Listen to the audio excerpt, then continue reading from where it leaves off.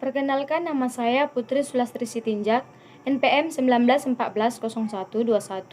Prodi PGSD atau Pendidikan Guru Sekolah Dasar, mata kuliah Prospektif Global.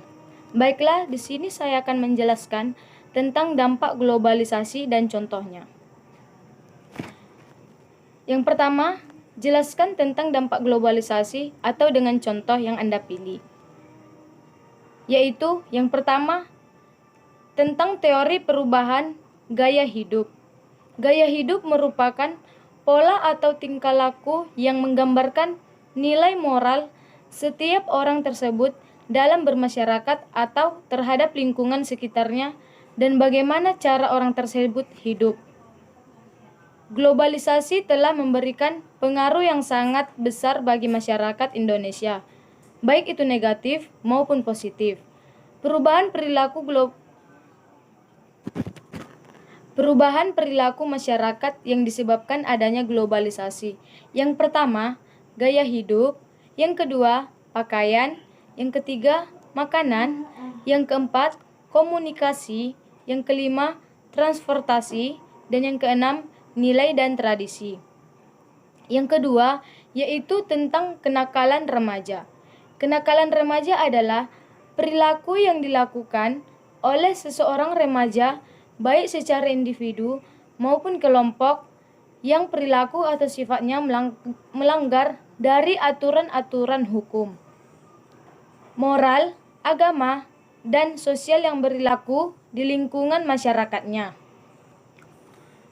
Beberapa contoh kenakalan remaja yakni yang pertama, berangkat sekolah dari rumah tetapi tidak sampai ke sekolah.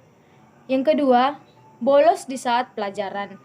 Yang ketiga, balap liar di jalanan. Yang keempat, mengkonsumsi narkoba. Dan yang kelima, bermain judi. Baiklah, saya akan menjelaskan 3 teori yaitu tentang kerusakan lingkungan. Yang pertama, pemanasan global. Pemanasan global adalah masalah yang paling berat di antara masalah lingkungan yang menyebabkan peningkatan suhu, perubahan iklim, meningkatnya permukaan air laut, perubahan ekologi yang memberikan pengaruh besar kepada dasar eksistensi manusia. Yang kedua, salah satu masalah lingkungan adalah limbah yang dihasilkan dari kegiatan sosial ekonomi saat ini, berupa produksi skala besar, konsumsi skala besar, limbah skala besar. Dan yang ketiga, masalah lingkungan dapat berakibat pada rusaknya lingkungan alam yang berharga seperti hutan, sungai, pantai, dan lain-lain. Selain dapat merusak keragaman hayati yang sangat penting untuk manusia. Masalah yang terjadi pada kerusakan lingkungan yaitu yang pertama, masalah lingkungan air. Yang kedua, masalah tanah. Yang ketiga, masalah limbah. Yang keempat, masalah lingkungan alam. Yang kelima, masalah keragaman tanaman dan satwa lain. Yang kedua, solusi atau menangkal mengatasi dampak negatif. Baiklah, saya akan menjelaskannya. Yang pertama, yaitu perubahan gaya hidup. Dampak negatif globalisasi berdampak buruk bagi gaya hidup remaja, seperti fanatik berlebihan terhadap suatu objek, egoistis, hedonistik, bahkan hilangnya identitas budaya. Solusi terjadinya perubahan gaya hidup yaitu yang pertama, menggunakan bahasa Indonesia yang baik dan benar kepada sesama penduduk lokal. Yang kedua, menggunakan dan membeli produk-produk dalam negeri.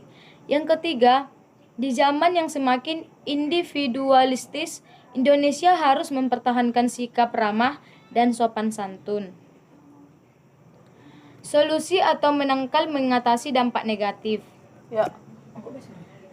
Yang kedua, yaitu kenakalan remaja, solusi untuk menangani masalah yang terjadi pada remaja dan beberapa upaya untuk mencegah masalah yang terjadi pada remaja yaitu yang pertama, peran orang tua yang harus menanamkan pola pikir atau asuh yang baik pada anaknya sejak balita dan membekali anak dengan dasar moral dan agama yang kuat.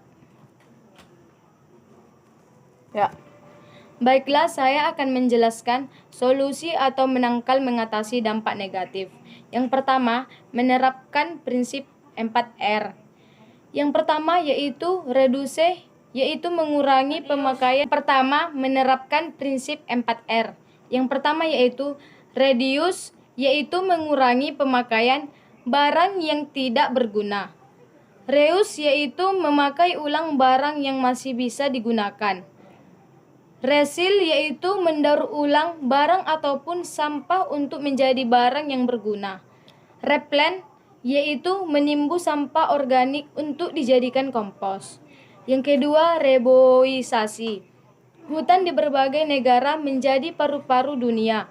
Jika ada hutan yang dirusak, maka beberapa negara lain juga akan mendapatkan efek tersebut. Yang ketiga, bioremediasi. Limbah tidak hanya terjadi di industri saja, ada juga limbah rumah tangga, tapi yang sering menyebabkan efek yang terasa adalah limbah industri. Yang keempat, rehabilitasi lahan.